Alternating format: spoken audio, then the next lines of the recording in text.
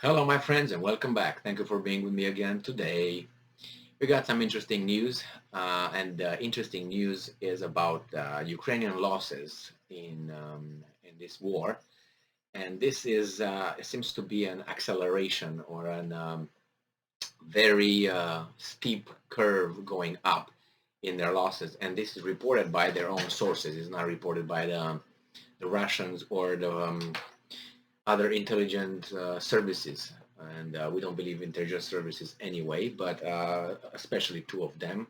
We don't give names, but the ones that were mostly involved in Iraq. All right, so this article comes from the New Voice of Ukraine, and this is the title: Ukraine suffering up to 1,000 casualties per day in Donbas. MP says, wow, 1,000. So if 10 days, you got 10,000 right there. I'm telling you, something is happening in not something. We know something happens, right? But something of a great magnitude happens in that area. I think the war is definitely tipping in Russia's side. Not that it didn't so far, but it's accelerating. It's accelerating, and this is, as I said, not only by the numbers, but by the reports, the way they changed certain words that they used to use before. Now they changed them, and some statements made by leaders. But nevertheless, read this little article here and see what they say. They say that Russia loses 200 troops in one day of fighting. So these guys lose now 1,000 in Donbas. The other guys lose about 200. According to the official, the number has climbed significantly over the past 2 weeks. Yeah, that's, you can say, well, the war intensified there. Well, could that be? But what Ukraine lacks, Arkamia contended, is the weaponry and ammunition to match Russia in one of the biggest fights of the 21st century. So, we need weapons because we're dying like flies. That could be possible. And he says here that Russia loses 300 soldiers per day on average. So the other article here that was presented was Russia loses 200 troops in one day of fighting. Probably that was yesterday when this report came, and then as a general, on average, loses 300 soldiers. And I'm quoting, "We have the people trained to attack, to counterattack, but we need weapons for this," the MP said. U.S. Joint Chiefs Chairman General Mark Milley, I don't want to have him in my team. I gotta tell you that. I will kick him out. I will get another guy from a different team, but this guy needs to go. Him and Austin, and I'm sorry. I don't.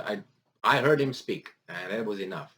It's like that old, the ancient Greek saying. Open your mouth so I know who you are. That's what it is.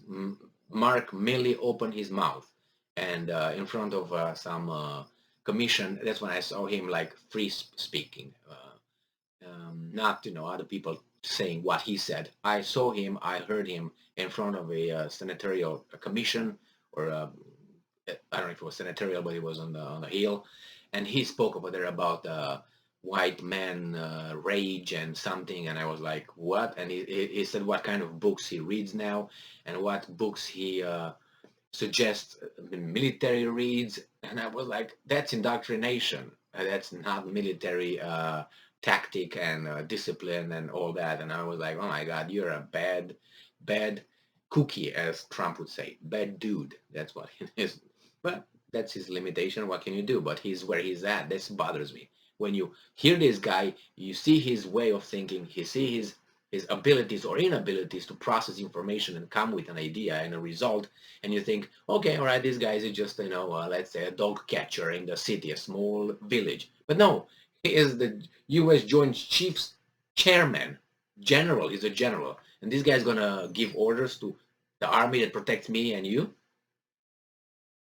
I don't even want to think about it. That's why we can win with Iraq and with all the coalitions and Yugoslavia, and just from the far away, a few rockets, and then we come and with a coalition, because we have Milley over there and we had Powell over there. And remember Powell at the United Nations when he came with those hand drawings telling us where the Saddam has his mobile uh, labs, biological labs for his mass destruction weapons and so on, hand-drawn things with arrows, and they're mobile. You can't find them. We found them, but you can't, and we don't know where they're at because they move all the time. Did they find any?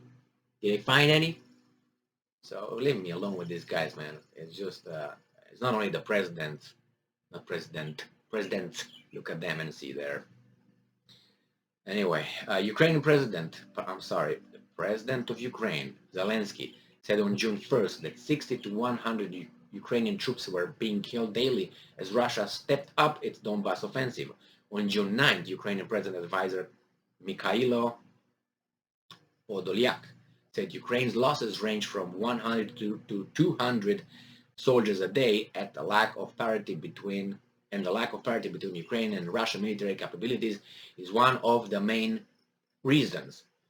At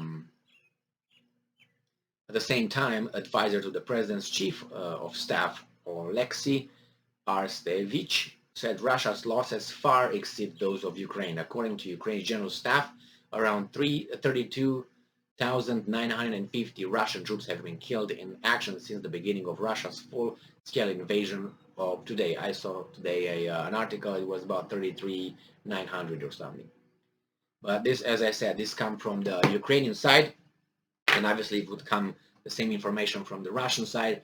We'll say, okay, there's like 3,000 Ukrainian dying daily in Donbas, and we didn't lose 33,000. We lost about 2,000 since the beginning of the war. It's the way things go. We already know that. But if it's 1,000, which I think it's an exaggeration to create, to form a public opinion in a certain way that they will support if their governments in the West will say, hey, they need more weapons, man. Children are dying and all that, which are, but, they use this kind of thing to get weapons and money and all that, which they can try. I mean, is as I always say, if you see a guy, doing something, that's his doing. You can't control that. No, he can do that. It's what you do that matters. So in this case, these guys can say whatever they want. They all can say Ukrainians or Russians.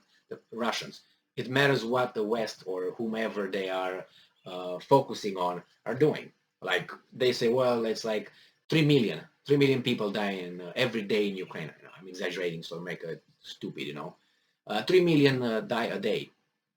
We need some weapons. Now, it depends what the other guys do. Do they fall for that, or they push back and say, why are you lying? It's we're not going to give you anything. Or we're going to give you how much we want, how much we can, and blah, blah, blah, blah. But this way, push. I understand that. That's a war, you're attacked. What do you want me to say? Yeah, you get kicked in the teeth, you need something to kick back. Unfortunately, one of you guys have to lose. And so far it seems like Ukraine is losing because those guys are gaining momentum and they've been in the offensive since the beginning. But nevertheless, this is the report that they put forth, probably with the intention to have the Western countries give them, I don't know, nuclear weapons now. I'm just kidding. No, but anyway, some more weapons. And if they can get involved, that would be a-okay. But those guys will not. They don't want their sons to be there. They want these guys to, which is their war, isn't it? All right. Thank you for being with me again today. Stay strong, stay smart, look for the truth, and be just.